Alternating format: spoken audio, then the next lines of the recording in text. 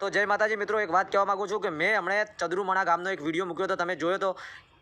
એ video મૂક્યો હતો કે માજીને એક છોકરો હતો એ પણ મરી ગયો છે અને એ માજીને એક છોડી પણ છે અને તેની સાથે બે છોકરા પણ છે. એ તે માજીના ઘરે જ રહે છે.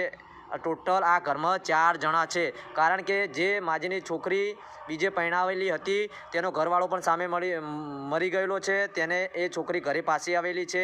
તેનું એ પરિવારનું કોઈ નથી. પરંતુ હું તમને વાત કહેવા માગું છું કે મેં મારી ફરજ નિભાવી. મેં જોયું, મેં આ તમારી વચ્ચે લાવ્યો, તમામ ગુજરાતીની વચ્ચે લાવ્યો, આ ઠાકોર સમાજની વચ્ચે લાવ્યો. પણ હવે ગુજરાતના તમામ લોકોને કહેવા માગું છું, ઠાકોર સમાજના બધા ભાઈઓને કહેવા માગું છું, તેમની સાથે તમામ ગુજરાતીઓને એ વાત કહેવા માગું છું કે તમે હવે આ પરિવારની કઈ રીતે મદદ કરવી છે, આ પરિવારને કઈ રીતે તેમનું છત અપાવી છે અને તે એ પરિવારની ખૂબ તકલીફમાં છે. તેમને કોઈ કમાય એવું નથી. આ પરિવાર નિરાધાર પરિવાર છે. તો તેની 100% મદદ કરવા માટે તમામ ગુજરાતીઓને અને ઠાકોર સમાજના તમામ ભાઈઓને આગળ આવવું જોઈએ. મારું તો એવું કહેવું છે. તમે શું કહેવા માગો છો તો તમે કમેન્ટની અંદર કહેજો.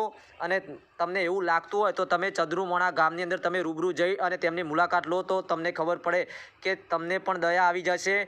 પણ એ વાત સાથે કહેવા માગું છું કે 100% તમામ ગુજરાતીઓને એક થઈ અને એમની મદદ કરવી જોઈએ. મારું તો એ જ કહેવું છે. તો બધા જાગો અને તેમને સાથ આપો.